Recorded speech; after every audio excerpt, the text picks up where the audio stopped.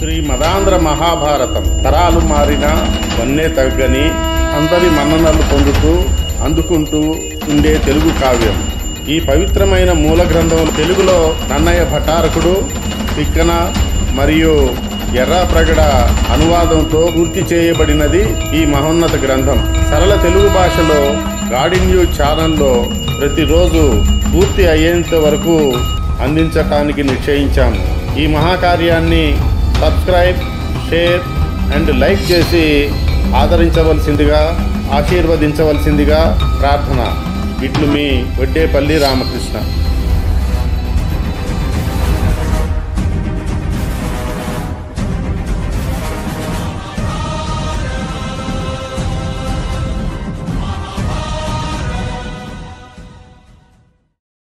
మహాభారత అరణ్య పర్వంలో పాండవులు తపస్సుతో కాలం గడుపుతూ అనేక మహర్షుల ద్వారా గొప్ప ఉపదేశాలను అందుకుంటారు. రామాయణ గాథ వినే అవకాశం, యక్ష ప్రశ్నలు, నహుష చరిత్ర, సావిత్రి సత్యవాన్ కథ వంటి అనేక గాథలు మనను ఆలోచింపజేస్తాయి. అరణ్య పర్వం అంటే కేవలం అడవిలో గడిపిన కాలమే కాదు, అది జీవిత గుణాలను, సహనాన్ని, ధర్మబోధనను మనకు నేర్పే భాగం. ఈ ప్రస్తావనలో అరణ్య పర్వంలోని ప్రధానమైన కథలు, ఉపదేశాలు మరియు దాని లోతైన సందేశాన్ని అన్వేషించబోతున్నాం. చవనుడు ఒకప్పుడిక్కడి ఒక సరోవర తీరమందు తపోనిమగ్నుడైన నిరవధికమైన ఆ తపోదీక్షలో ఆయన చుట్టూ పుట్టలు పెరిగిపోయి లతాని కుంజాలను మొలకెత్తి అట్లుండగా శర్యాతి మహారాజు ఈ ప్రాంతముల విహారమునకే వచ్చి అతని ఏకైక కుమార్తెన సుకన్య, యౌవనమదవతి అయిన ఆ పిల్ల చెలులతో యథేచ్ఛగా క్రీడిస్తూ గోల చేయసాగింది. పుట్టలో చవనుడు కండ్లు తెరచి పుట్ట రంధ్రముల నుండి జ్యోతుల వలె ప్రకాశించుచున్న ఆయన నేత్రములు సుకన్యకు మినుగురుల వలె కనిపించగా, పుట్టలో వెలుగులేమో అంతుపట్టని ఆ ఇంటి చేతి కందిన దర్భపుడకతో రంధ్రములందు పొడిచగా చవనునికి నేత్ర హాని కలిగినది. అందుకు కోపించిన తాపసి అక్కడి వారందరికీ మలమూత్ర బంధనముగా శపించగా, దానితో శర్యాతి పరివారము అల్లాడిపోయి ఈ పరిస్థితికి రాజైన శర్యాతి కూడా పీడితుడు, దుఃఖితుడు అయినాడు. వెంటనే ఆతడు ఈ చేరువలోనే చవనుడను మహర్షి తపమాచరించుచు ఆయన పట్ల మనలో ఎవరో ఏదియో తప్పిదము చేయుట వలననే మనకిట్టి ముప్పు సంభవించినది అని సత్యము చెప్పమని అందరినీ అడిగినాడు. చివరగా శాప పీడితయే బాధపడుచున్న రాకుమారి తండ్రి పుట్ట రంధ్రములలో వెలుగులు దోచి దర్భలతో గృచ్చినాను అని చెప్పినది. తక్షణమే రాజు పరివార సమేతుడై చవనుడున్న వల్మీకము కడకేగి క్షమాపణర్థించగా, లోనున్న చవనుడు సుకన్యను తనకిచ్చి పరిణయం మొనర్చినచో కష్టము తప్పునని శర్యాతి సుకన్యన వృద్ధుడగు అందమునికిచ్చి తనను తన పరివారమును సంరక్షించుకుని నిజాస్థానమునకు వెడలిపోయినాడు. సుకన్య చవనునితోనే ఉండిపోగా ఏదో కాల మహిమ వలన అప్పుడు ఋషి కన్నులు పొడిచినదే గాని నిజమునక సుకన్య బంగారు తల్లి, గుణగణముల పాలవెల్లి, సౌశీల్యమునకు కల్పవల్లి, ఆ చిట్టి తల్లి పరిణయమాది పరమ పతివ్రత తిలకమువలే ఎల్లవేళల పతిసేవ చేయుచు ఆయనను కించపరచక తాను కించపడక చక్కగా కాపురము చేసుకునిచున్నది. ఇట్లుండగా ఒకనాడామె ఏటికి చని స్నాతయే నీటి నెత్తుకుని వచ్చుచుండగా తడివల్లువల నుండి ప్రస్ఫుటమగుచున్న ఆమె తారుణ్యత సౌందర్యముల కబ్బురపడుచు ఎదురైన అశ్విని దేవతల గురించి అడిగి తెలుసుకుని ఆమెపై తమ వలపును తెలిపి తమకము తీర్చమని కోరినారు.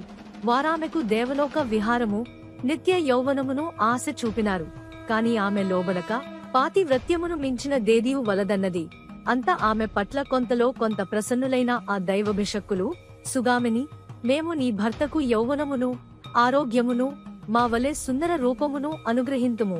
అప్పుడు నీవు మా ముగ్గురిలో నచ్చినవాని వరింపుము అనగా, సుకన్య భర్తను చేరి ఈ అశ్విని దేవతల సంగతులు చెప్పగా చవనుడామె నందుల కంగీకరింపుమని ఆమె సరియే ననగానే ఆ కవల వైద్యులు చీకు ముసలి చవనుని తమతో తెచ్చి ఒక సరోవరమున దింపి అతనితో సహా తామును మునక వైచి తిరిగి లేచు సరికి వారు ముగ్గురును అభేదమైన అందచందములతో యౌవనారోగ్య కళలతో ప్రకాశించి ఉత్తమ ఇల్లాలగు సుకన్య ఎట్టి తడబాటును లేకుండగా ఆ ముగ్గురియందునున్న చవనునే తన పతిగా వరించినది.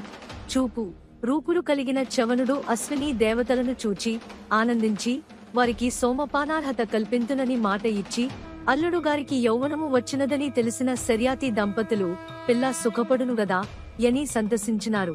అంతియే తమకు పుత్ర సంతతి కలిగినంత ఆనందించి తక్షణమే అల్లుని పలుకరించుటకు ఏతెంచి చవనుడు శర్యాతిని చూచి, నేను మీచే యజ్ఞము చేయించదలచినాను, సర్వ సంభారములను సమకూర్చుకును అని అన్నాడు.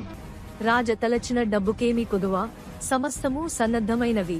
సవనము సాగుచుండగా సోమపానవేళ చవనుడు అశ్విని దేవతల నాహ్వానించి ఇంద్రుడడ్డుపడినాడు. చవనునిపై వజ్రాయుధమెత్తి చవనుని తపోబలము వలన ఇంద్రుని చేయి అట్లే స్తంభించిపోయి, అంతట చవనుడు ఇంద్రాంతకుడగు మధుడు అను దానపునుద్భవింపచేసి భయభ్రాంతుడైన ఇంద్రుడు అశ్విని దేవతలకు సోమపానార్హత నొసంగనంగీకరించి చవనుడు సంతసించి మదని ఆపి మద్యపానము, మదవతులు, వేట, జూదము అను 4 తావులుగా బ్రతకమని ఆదేశించి లోమస ప్రోక్త సౌకన్య చవనమను గాథ నాలించిన పిదప పాండవులు సైంధవారణ్య మునకు చెనినారు. అటు నుండి ఆర్చిక పర్వతము నరసినారు. అది దివ్యగిరి అనియు మాంధాతృ సోమకాదుల దయజ్ఞ కార్యములు నిర్వహించినారని విని ఆ మాంధాతృ సోమకుల గూర్చి అడుగగా లోమసుడు మాంధాతృగాథ వివరించాడు.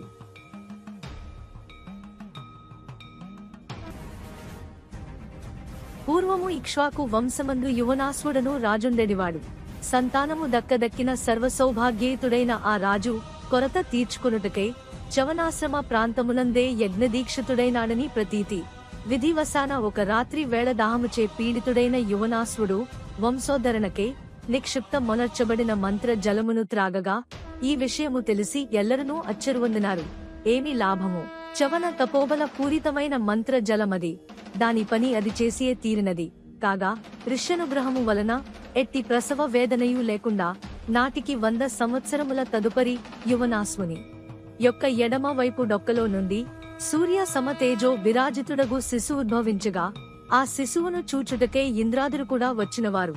ఆ వింత శిశువును గని కోధాత అనగా మాంధాత అనుచు ఇంద్రుడు తన తర్జని నా బిడ్డకు అందించి ఆ నిసుగు సురేంద్రుని చూపుడు వ్రేలినే స్తన్యమట్లు గ్రహించి తక్షణమే ఎదిగిపోగా సర్వ వేదాస్త్ర శస్త్ర విద్యలనీ స్ఫురించిపోగా భగవన్నామక మగు ధనుస్సు ధరించి మహాగిరి శృంగాభములైన బాణములు దాల్చి దివిని ఇంద్రుడేలి నటులుగా భువిని తానేలినాడు.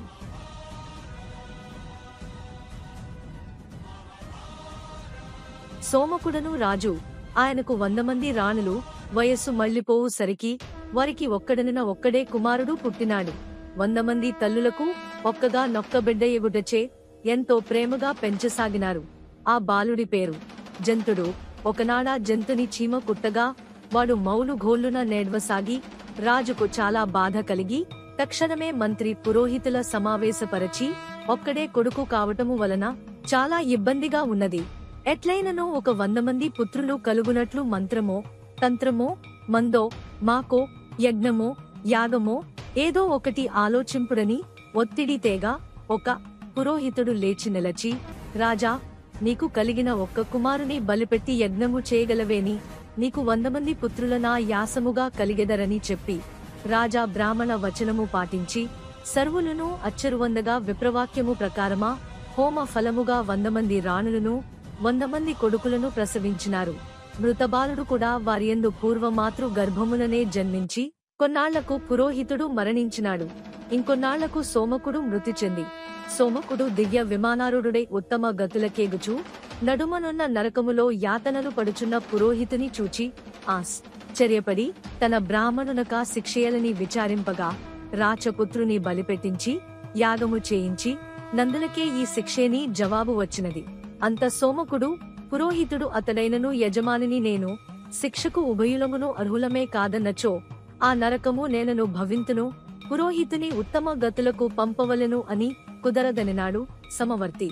సోమకుడు వినకుండా, నా పురోహితునకు లేని ఉత్తమ గతి నాకు వలదు, నరకమో స్వర్గమో మేమిరువురము కలిసియే అనుభవించదమని పట్టుబట్టుటతో యముడాతని ధర్మనిరతికి మెచ్చి యుక్త కృత్యమును నిర్వహింపచేసి ఆ బ్రాహ్మణ క్షత్రియుల నిద్దరను ఉత్తమ గతులకు పంపినాడు.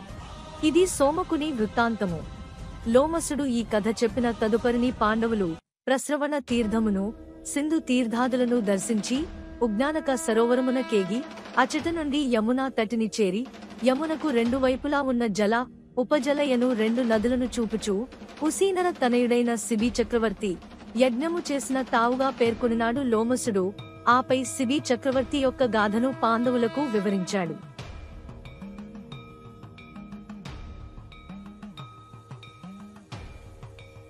ధర్మనందన, యయాతి నందన యగు మాధవి యందు ఉసీననుడను రాజునకు జన్మించిన వాడే శిబి చక్రవర్తి.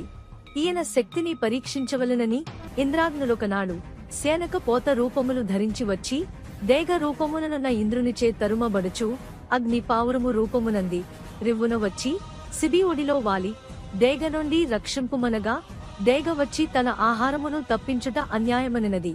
శిబి ఒప్పుకొని పావురమునకు బదులుగా మరే ఇతర మాంసమునైనను దానికిచ్చడనని మాయ డేగ అందుల కొడంబడక నా మాంసము నాకు దక్కనీయవేని, నీ మాంసముతో నన్ను తృప్తిపరచుమని తక్షణమే శిబి ఒక త్రాసును తెప్పించి పావురమునొక పళ్ళెరమందుంచి తన మాంసమును మరియొక్క పళ్ళెరమందుంచి తన దేహము నుండి ఎంత మాంసము కోసిపెట్టినను పావురమునకు సరితూగా కుండుటచే శిబి తనకు తానే త్రాసున కూరుచుండి దేగకు ఆహారముగా నిలచి ఆతని శరణాగత తత్పరతకును త్యాగశీలతకును మెచ్చి ఇంద్రాగ్నులు నిజరూపములు చూపి దీవించి వెడలిపోయినారు.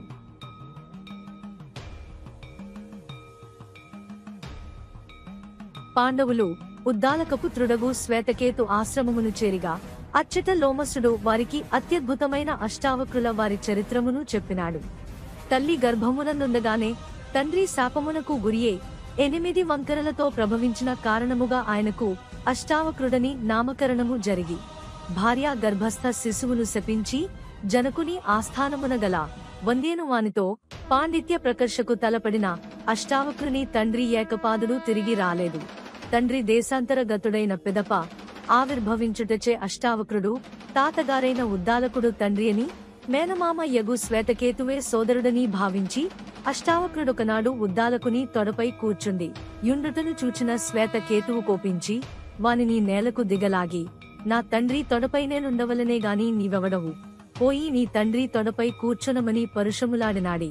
అంతటా అష్టావక్రుడు తల్లి కడకుపోయి తండ్రి గురించి నిలదీయగా ఆమె జరిగిన విషయము చెప్పగా ఆగర్భ విద్వాంసుడగు అష్టావక్రుడు శ్వేతకేతువును తోడు తీసుకుని జనకుని కడకేగి బాలకుడగుటచే అతనిని పండిత సదస్సునకు పంపక ద్వారపాలకుడు జనకుని చూపి పోయి రాజాజ్ఞను గొనుమనగా వల్లేని అష్టావక్రుడు రాజర్షిగు జనకుని చేరి తన ప్రతిభచే అతని మెప్పించి పండిత సభయందు అపజయమెరుగని మహాపండితుడగు వందిని అవాక్కుగా చేసి తన తండ్రిని విడిపించుకుని ఆ వాద ప్రతివాదములు వినదగినవే గాని వట్టి మాటలుగా చెప్పనలవి గానివి సుమా అను లోమసుని చూచి ధర్మరాజు వివరముగా చెప్పుమని కోరగా ఆతని కోరికను మన్నించి లోమసుడు అష్టావక్ర జనకుల భాషణమును వంది అష్టావక్రుల భీషణ సంవాదమును సవివరముగా వినిపించినాడు.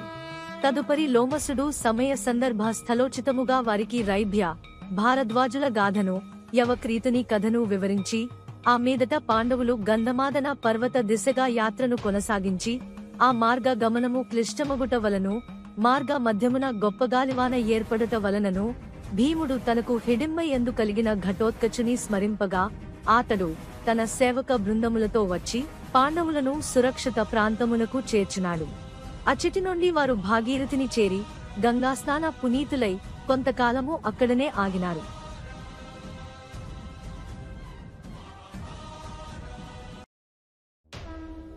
అరణ్యవాసములో ఒకనాడు ద్రౌపది భీమసేనులు విహరించుచుండగా వారున్న తావునకు ఈశాన్య దిశ నుండి అత్యంత సురభిళమ్మగు 1000 రేకుల పద్మం ఒకటి వచ్చి పడగా ద్రౌపది ఆ పద్మమును తీసి దాని సౌందర్య సుగంధ పత్రాధిక్యత కబ్బురపడి అట్టి పుష్పములు మరికొన్ని తెచ్చి ఈయమని కోరగా భీముడు గదాధారియే ఈశాన్య దిశగా పయనించినాడు. దారిలో ఎదురైన ఒక పద్మ సంభరితమైన తటాకమున ఈదులాడి తానమాచరించి ఉత్సాహపూరితుడై శంఖము పట్టినాడు. ఆ కొలను చెంతనే ఒక సుందర కదలీ వనమున్నది. ఆ కదలీ వనమునందే ఆంజనేయ స్వామి నివసించుచు భీముని శంఖారావమా రామ భక్తుని కర్ణ పుటములు సోకినది.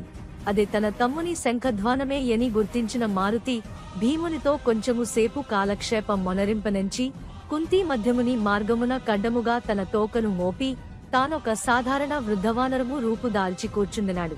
తన కాలికి అడ్డముగానున్న వానరవాలమును గని, ఓ కోతి, తోకను తప్పించుము అనగా ముసలి కోతిని ఓపిక ఉన్నట్లుగా లేదు కాన నీవే తోకను తప్పించుము లేదా తప్పుకొని పొమ్ము లేదా దాటి వెళ్ళుము అనినాడు హనుమంతుడు. లంఘనమున కిచ్చగింపని ధర్మజానుజుడు తోకను ఎత్తి ప్రక్కకు పెట్టదలచి దానిని ఎడమ చేత ఎత్త ప్రయత్నించి విఫలుడైనాడు. కుడి చేత ప్రయత్నించి విఫలుడైనాడు. 2 చేతులా కదపబోయి కూడా లాభము లేకపోయినది. అంతటితో అహమంతరించినట్లయి వృద్ధవానరము సాధారణ జీవి కాదని ఎంచి ముకుళిత హస్తుడై అయ్యా నా అపరాధము మన్నించి తమరెవరో తెలియజెప్పుడని భీముడు కోరిన మీదట మందహాస వదనారవిందుడగుచు ఆ సుందర హనుమత్స్వామి వాయునందన నేను నీకు అగ్రజుడను మారుతినయ్యా అని అన్నాడు. త్రేతాయుగము నాటి మహాశక్తిమంతుడగువానిగా చెప్పుకొనుటయేగాని కాన శక్యముగాని అన్నగారు. తన కన్నులెదుటనే తోచుటతో భీముని యానందమునకు పట్ట పగ్గములు లేకపోయినవి.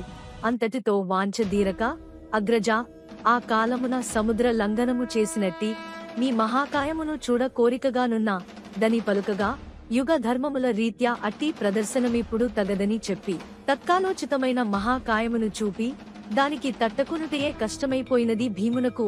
అటుపై హనుమంతుడు భీమునకు యుగ ధర్మములను రాజధర్మములను బోధించినాడు. భీముని కోరిక మేరకు రణరంగమునందు శత్రు హృదయ నిర్భేదకమగు భీముని గర్జనలను ప్రవృద్ధిపరచుటకును అర్జునుని కపికేతనముపై నిలచి అరి హృదయ విదారకముగా గర్జించుటకును వరములనిచ్చి ఆంజనేయుడా కౌంతేయుని కౌగలించుకుని ఆ ఆలింగనముతో అమితమగు బలమేదో తనయందు చేరిన అనుభూతిని పొందిన భీముడు తదుపరి పావనిచే చెప్పబడిన మార్గమున భీముడు సౌగంధిక పుష్పములుండు తావునకు జనినాడు. భీముడు సౌగంధిక కమలములున్న సరోవరము చేరగానే అక్కడి యక్ష రాక్షస సైన్యములాతనితో తలపడిన భీమునకు వారితో యుద్ధమనివార్యమై అనన్య సామాన్య బల పరాక్రమోపేతుడైన భీముడు సరోవర రక్షకుల జయించి యథేచ్ఛగా వలసిన పుష్పములు గైకొని కొన్ని అనూహ్య పరిణామముల వలన భీముని వెదకుకొనుచు ఆ ప్రాంతమునకు చేరగలిగిన ద్రౌపది ధర్మరాజాదులు భీమ విజయమునకు సంతసించి సౌగంధిక పద్మమును సాధించి ఇచ్చి తన కోరిక తీర్చినందులకు ద్రౌపది ఎంతగానో మురిసిపోయినది. ఆ సమయమున ఆకాశవాణి పలుకుల నాలించి అటు నుండి అటేవారు బదరీ తీర్థమున కేగినారు.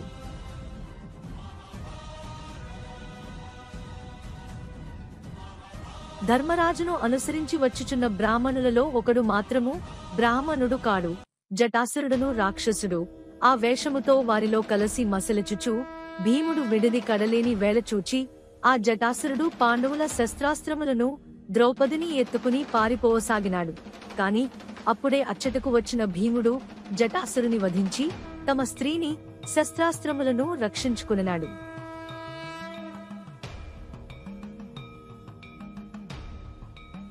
అరిష్టనేమి ఆశ్రమము చేరిన పాండవులు అందుండ సాగి అచ్చటగాలికి ఎగిరి వచ్చిన పంచరంగుల బంగారు పువ్వులను చూసి ద్రౌపది అట్టి పూలు తెచ్చిపెట్ట భీముడు తెచ్చి ఇవాగా అక్కడ ఉండినప్పుడే కుబేర సఖుడగు మణిమంతునితో కలహించి భీముడాతని యమపురికి పంపి మణిమంతుని వధవలన కుబేరునితో వైరము కలుగునేమో అని ధర్మరాజు భయపడినాడు. కాని కుబేరుడు కోపించక పాండవులన దీవించి వెడలినాడు. ఆ మరుచటి ఉదయమే ఇంద్రుడు స్వయముగా అర్జునుని తోడ్కుని వచ్చి ధర్మజునకు వప్పగించి ఆశీర్వదించి వెడలి 5 సంవత్సరముల తరువాత కలుసుకున్న ఆ అన్నదమ్ములు ఆలింగన చుమ్మనాది వాత్సల్యపూర్వక కృత్యములలో మునిగి తేలి అన్నదమ్ములు అర్జునుని స్పర్శ సుఖము నంది ద్రౌపది దృక్స్పర్శకే పులకితగాత్రి అయినది. అటు పిమ్మట అర్జునుడు పాశుపత సంపాదనము, అమరావతి ప్రయాణము, అస్త్రాభ్యాసము, కాలకేయ నివాతకవచాది దైత్యుల విషయములు చెప్పి అనంతరమున వారు గంధమాదన ప్రాంతము నుండి మళ్లీ కామ్యక వనమునకు ప్రయాణమైనారు.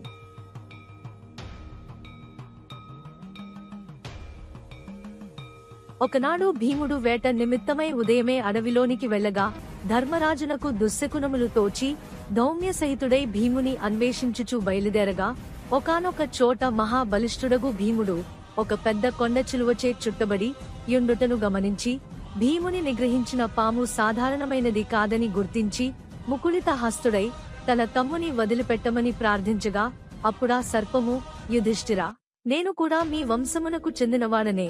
నా పేరు నహుషుడు. నేను చేసిన యజ్ఞయాగాదులు, దాన ధర్మములు, ఆచరించిన సద్రతాదుల కారణముగా పుణ్యము ఎక్కువైపోయి ఒకానొక విపద్వేళ ఆపద్ధర్మముగా ఇంద్ర పదవి లభించినది. తదాది త్రిలోకాధిపత్యమదమున బుద్ధి మందగించి నీచమైన తలంపు సిద్ధింప చేసుకోదలచి బ్రహ్మరథమున ప్రయాణము చేసితిని. బ్రహ్మర్షులచే ఈడ్వబడే రథము బ్రహ్మరథమనబడుతుంది. నేను అధిరోహించిన రథవాహకులలో అగస్త్యుల వారు కూడా ఉన్నారు. ఆయన కొంచెము మెల్లగా నడచుచుండుటకు ఓపక సర్ప సర్ప అని ఆయనను అదలించి, అందులకాయన సర్పమై భూమిని పడుమని వారి వచో లేసెస్స మహాశక్తి వలన నేను నా ఆధిపత్య పుణ్యాది బలములు కోల్పడి నేలకు పడిపోవచ్చు మనసునందనియో సందేహములు ముసురు కొనుచుండగా ఆ కుంభ సంభవుని దశ చేతులెత్తి నమస్కరించి శాప విమోచనమును గ్రహించమని వేడుకొంటిని. అంతనా కరుణారాశి నీలో పొరలుచున్న సందేహములకు తెరదింపు, నరుని దర్శనమే నీకు విముక్తికరమని అనుగ్రహించినాడు. భీమాగ్రజ, నా సందేహములను తీర్చగలవేని, నాకు శాప విముక్తి, నీ తమ్మునకు బంధ విముక్తి కలుగును. నా శక్తి మేరకు నీ అనుమానమును తీర్పయత్నింతుము, అజగరేంద్ర ప్రశ్నింపుము అని నాడు పాండవాగ్రజుడు. నహుషుడు ధర్మరాజును ప్రశ్నిస్తూ బ్రాహ్మణులెవరో తెలుసుకోసాగాడు. ధర్మరాజు సమాధానంగా శమ, దమ, సత్య, శౌచ, క్షమ, తపో, దాన, దయ వంటి గుణాలతో ఉండేవారే బ్రాహ్మణులని చెప్పగా, నహుషుడు అదే గుణాలు శూద్రునిలో ఉంటే వాడు బ్రాహ్మణుడా అని అడగగా, ధర్మరాజు గుణాలు ఉన్నవాడు బ్రాహ్మణుడే అవుతాడని, గుణాలు లేనివాడు బ్రాహ్మణ వంశంలో పుట్టినా శూద్రుడేనని స్పష్టం చేశాడు. తర్వాత నహుషుడు బ్రాహ్మణునికి అభ్యాస యోగ్యమైనది ఏమిటని ప్రశ్నించగా, ధర్మరాజు బ్రహ్మ విద్య ఒక్కటే బ్రాహ్మణునికి శోకరహితమైనది కాబట్టి అత్యంత అవసరమని తెలిపాడు.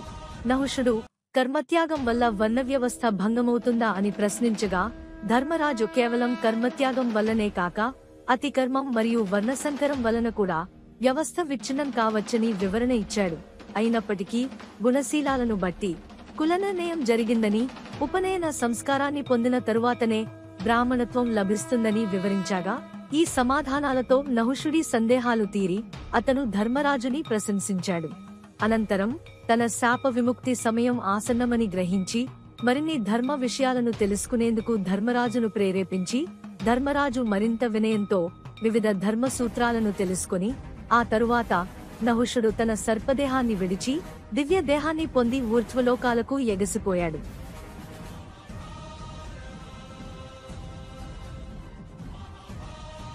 ఒకనాడు మార్కండేయ మహర్షి పాండవులను పరామర్శింపరాగా, పాండవులు ఆయనను తగు రీతిగారవించిన పిదప ధర్మజుని కోరికపై మార్కండేయుడు అరిష్టనేమి గురించియు, కాల స్వరూపము గూర్చియు, దైవస్వతాది మనువుల చరిత్రములను, ప్రళయమును గురించియు, యుగ ధర్మముల గురించియు, కల్కి అవతారము పైనను, రాజ ధర్మ విషయికముగను, చిరంజీవిత్వము గూర్చియు, నరకవధ, ధర్మ పదముల పట్లను, నారీ ధర్మాది సంగతులను వివరముగా ప్రాసంగికముగా తెలియజేయగా, ఆ సందర్భముగా ధర్మ వృత్తి ధర్మాదుల కుదాహరణముగా కౌశికుని కథను చెప్పి, ధర్మనందన, నీ వంటివారు విని తీరదగిన గాథ ఇది, శ్రద్ధగా వినవోయి.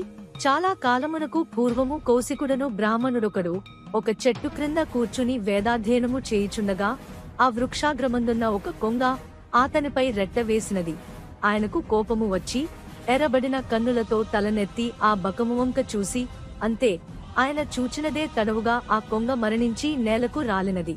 తదుపరి ఆ కౌశికుడు భిక్షకే గ్రామము నందేగి ఒక ఇంటి ముందు నిలిచి, భవతి భిక్షాందేహి అని అనగా, ఆ ఇంటి ఇల్లాలు లోనుండియే, ఇదిగో వచ్చుచున్నాను అని కౌశికుడామె తెచ్చు భిక్షకే నిరీక్షింపసాగగా, లోపల భిక్షకు అవసరమగు సరుకులను సర్దుచున్నదా సతీమణి. అదే వేళకు ఆమె పెనుమిటి ఇంటికి రాగా, ఈ సాధ్వి ఆయనకు పాదప్రక్షాళనాధికములోనరించి భోజనమిడి తృప్తిగా భుజింపచేసినది. ఆమె ఆయనకు వీచుచూ నిలువబడినది. భర్తకు కునుకు పట్టినది. భర్తయందనరించవలసిన సేవలనియు అప్పటికి ముగియుటతో ఆమె మరల ఈ లోకమునకు రాగా, ఆమెకు భిక్షుకుని పిలుపు గురుతు వచ్చి వెను వెంటనే భిక్షా సామగ్రితో సహా వచ్చినది. అప్పటికే ఎంతయో ఆలస్యముగుటచే కౌశికుడు కోపముతో నుండగా, అయ్యా, నా భర్తను మించినది మరొకటి నాకు లేదు. ఏ ధర్మమైనను వారి సేవ తరువాతిదే గాని గొప్పది కాదు. మన్నించి భిక్షమందుకొనుడు అన్నదా ఇల్లాలు.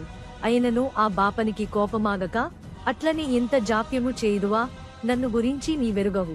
నేను తలచుకున్నచో సమస్త లోకములను బుగ్గి చేయగలను అని కన్నులెర్ర చేసి చూచి, ఆ ఇల్లాలు చిరునవ్వుతోచు ముఖముతో పరమ ప్రశాంతముగా, ఓ విప్రవరా, ఏలా కోపగించెదరు?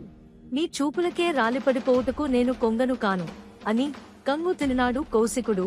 అతని క్రోధ వీక్షణములు దైన్య వీక్షణము లై బ్రాహ్మ గణ్య స్త్రీకి పాతివ్రత్యమే ధర్మము, తక్కిన ధర్మములనియు ఆ తరువాతివే యగును. నీవు వేదాధ్యయన పరుడవే గాని ధర్మతత్వమవగాహన చేసుకున్నట్లుగా తోచుటలేదు. కావున నీకభ్యంతరము లేదేని జ్ఞాన జిజ్ఞాసువేని మిథిలకు పోయి అచటగల ధర్మవ్యాధునితో చర్చించుము అని మరలా నామె హితవు చెప్పుటతో కౌశికుడు మిథిలకు బయలుదేరినాడు.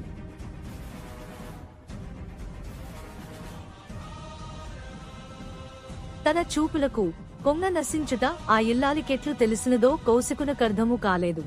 ఆమె శక్తికదియే తార్కాణమగుటతో ఆమె మాట ప్రకారమే మిథిలకేగి ధర్మవ్యాధునికై విచారించి తీరా చూడగా ఆ ధర్మవ్యాధుడు మాంస మమ్ముకునుడని తెలిసి మరింత ఆశ్చర్యపోయినాడు. అయినను కుతూహలము తీరక కౌశికుడా ధర్మవ్యాధుడుండు తావునకేగగా ఆ సమయమున కాతడు మాంసము నమ్ముచు ఆ కౌశికుడా తని కంటబడగానే రివున ఎదురు వచ్చి ఆయన పాదముల వ్రాలి, అయ్యా, ఆ పతివ్రతామ తల్లి చెప్పిన ధర్మవ్యాధుడును నేనే, స్వాగతము స్వాగతము అని ఆహ్వానించుటతో అవతిలేని ఆశ్చర్యములో మునిగిపోయినాడు కౌశికుడు. ధర్మవ్యాధుడొనరించిన అతిథి మర్యాదలనియు స్వీకరించిన పిదప కౌశికుడా తనితో, ధర్మవ్యాధ, నేనేదో తాపసుడను, వేదాధ్యయన తత్పరుడను కనుక నాకొక శక్తి కలిగెను. ఆ ఇల్లాలు అసమాన పతివ్రత శిరోమణి గనుక నా గురించిన వివరములామెకవగతమైనవి. మరి నీవే వ్రతాచరణము వలన ఆమె పనుకును నా రాకను గుర్తించినావని ప్రశ్నింప దరహాసవదనుడైన ధర్మవ్యాధుడు, అయ్యా, నా కులవృత్తిని నేనాచరించుచున్నాను, జపతపములెరుగనుగాని నా జననీ జనకులను మాత్రము మహానురక్తితో యథాశక్తి సేవించుకునుచున్నాను. ఆ నా తల్లిదండ్రుల సేవా భాగ్యము వలననే నాటికి నీ దర్శనమైనదని జవాబిచ్చినాడు. తదుపరి అనేక విషయములు వారు చర్చించుకుని కౌశికుడు నిజస్థానమున కేగి మాతా పితృపదసేన మగ్నుడై జన్మమును ధన్యమునర్చుకున్నాడు. జనమేజయ మహారాజా, తదనంతరమందు మార్కండేయ మహర్షి మీ ప్రసిత మహులయందు ప్రసన్నుడై దేవసేన వృత్తాంతమును వివరించినాడని వైశంపాయనుడిట్లు నుడివెనని నైమిసారణ్యవాసులకు శ్రోతలకు సూతుడిట్లనుచున్నాడు. అతి పూర్వకాలమునందు దైతేయులకును ఆదితేయులకును నడుమ తరచుగా జగడములు జరుగుచుండగా ఆ తగాయిదాలందు తమ సైన్యమును విజయ పదమునకు నడుపు సేనాధిపతికే ఇంద్రుడు వెదుకులాడుచు మానసగిరిపై మసలుచుండగా కేసియను రాక్షసునిచే పీడింపబడుచు ఆర్త నాదములు నరించుచున్న ఒక యువతిని గని కేసి రాక్షసుని తరిమికొట్టి ఆమెను కాపాడి ఇంద్రుడామె వివరములడువగా, ఆమె దివ్యపురుష, నేను అదితి యొక్క చెల్లెలి బిడ్డను, మేమిరువురము అప్పచెల్లెళ్లము, మా యొక్క పేరు దైత్యసేన, నా పేరు దేవసేన. ఆ కేసిదనుజుడు మా యప్పాచెల్లెండ్రనిద్దరను వరించి హరించినాడు. పెద్దదైన మా యొక్క కూడా ఈతని నిష్టపడుటచే నీతడామెను సుఖపెట్టుచున్నాడు. నేను ఇష్టపడకుండుట వలన నన్నిట్లు కష్టపెట్టుచున్నాడు.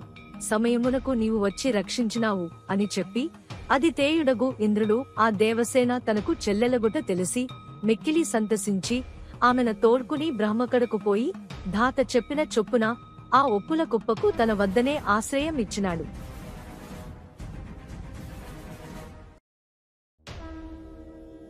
వశిష్ఠాదులు నరించుచున్న యజ్ఞ హవిస్సులందుకొనుటకై స్వయముగా ఆయాశ్రమ ప్రాంతమునకు వచ్చిన అగ్నిహోత్రుడు ఋషుల భార్యలను చూసి కామపీడితుడై అతని మనసు చలించ ఈ ఋషుపత్నులను చూడనిదే మనజాలననుకుని మరణింప సమకట్టి అగ్ని సతి అయిన స్వాహాదేవి ఋషిపత్నుల మోహమున పడి దహనుడు దహింపబడి పోవుటకని తానే ఆ మునిపత్నుల వేషములు ధరించి అగ్నిని ప్రలోభపరచి ఆతనితో రమించిగా ఆ విధముగా 6 ఋషి సతుల రూపములలో అగ్నిని రతి సుఖములందేల్చి ఏ భయము వలననో అగ్నిస్థలిత వీర్యమును శ్వేత పర్వతముపై గల 7 తలల పాముల కోనలో విడచి 7వమారు వశిష్ఠునిల్లాలగు అరుంధతి నేస్తమున అగ్నిని చేరదలచి ఎంతయో ప్రయత్నించినది గాని ఆమెక అరంజ్యోతి రూపము దాల్చుట అసాధ్యమైవగా 6 పర్యాయములుగా స్వాహాదేవి దాచిన వీర్యము నుండి కుమారుడు ఉదయించినాడు. 6 మోములు 12 చేతులు 12 నేత్రములతో ఆ బాలుడు సూర్యాగ్ని చంద్ర రుద్రుల తేజములనియు కలిసి ఏక తేజసమైనట్లు వెలుగుచున్నాడు. దానవ వధార్థమై శివునిచే నిక్షిప్తపరచబడిన విల్లునెత్తి ఆతడుదిలిన తొలి బాణమునకు క్రౌంచగిరి ముక్కలు చెక్కలైపోగా మరొక మహాబలుడైన ఈ బాలుని జనన వార్త విని ఇంద్రుడు ఈ కుర్రడు లోక కంటకుడు కాకుండగా ఇప్పుడే సమయ చేయవలనని ఎంచి కుమారునితో యుద్ధమునకు దిగినాడు. కాని ఇంద్రుడా కుమారునితో యుద్ధము చేసి ఎన్నడూ ఎరుగనంత పరాజయమునంది తన ఇంద్ర పదవినాతనికిచ్చి వేయుటకు సమ్మతించినాడు. కాని మహా తేజస్వి అయిన ఆ కుమారుడు, పదవులు నాకక్కరలేదు, మీరేదో లోకములు ధర్మములు శ్రేయస్సు అనుచున్నారు గనుక అట్టి ధర్మరక్షణము నకు నేనేమి చేయవలనో తెలిపినా ఆ పని చేసి పెట్టెదనని, అదే అదనుగా దివ్యబలుడైన ఆ కుమారుని తమ దేవసైన్యమునకు సేనాధిపతిగా అభిషేకించి చెల్లెలగు దేవసేననిచ్చి వివాహము జరిపించినాడు. ఆ దేవసేనాధీసుని దేహము నుండి అనేక బాలగ్రహములు ఇతర గ్రహములను ఆవిర్భవించగా కుమారస్వామికి తల్లులన దగు కృత్తికలు అగ్నిదైవత్యమైన మగు కృత్తిక నక్షత్రముగా పరిణమించి గ్రహములకు స్థానములు గతులు కల్పింపబడినవి. అమర లోకమంతయు దేవసేనాధిపతి మహోత్సవములందుండగా బ్రహ్మవర ప్రసాదితుడైన మహిషుడును ధనుజుడు దేవతలపై దండెత్తి వచ్చి వాడు రుద్రునిపై లంఘింపనుంకించుచుండా వీడు కుమారునిచే తప్ప మరణించడని ఎరిగిన రుద్రుడు కార్తికేయుని తలచినదే తడవుగా సువర్ణహారకేయురతను త్రాణములను విశేషాయుధములను ధరించి రణమున ప్రత్యక్షమై దానవ సైన్యమును కలచివేచినాడు. అప్రతిహతమగు తన శక్తిని ప్రయోగించి మహిషుని తత్తుల్యులగు ఎందరో దైత్యులను నిర్జించి దేవహిత మొనర్చి త్రిజగత్పూజనీయుడైనాడు అని ఇట్టి దివ్యగాథల వివరించి మార్కండేయుడు వెడలిపోయినాడు. శ్రీ మదాంధ్ర మహాభారతం తరాలు మారినా వన్నే తగ్గని అందరి మన్ననలు పొందుతూ అందుకుంటూ ఉండే తెలుగు కావ్యం. ఈ పవిత్రమైన మూల గ్రంథంలో తెలుగులో నన్నయ్య భటారకుడు తిక్కన మరియు ఎర్రాప్రగడ అనువాదంతో పూర్తి చేయబడినది ఈ మహోన్నత గ్రంథం. సరళ తెలుగు భాషలో గాడి న్యూస్ ఛానల్లో ప్రతిరోజు పూర్తి అయ్యేంత వరకు అందించటానికి నిశ్చయించాము. ఈ మహాకార్యాన్ని సబ్స్క్రైబ్, షేర్ అండ్ లైక్ చేసి ఆదరించవలసిందిగా, ఆశీర్వదించవలసిందిగా ప్రార్థన.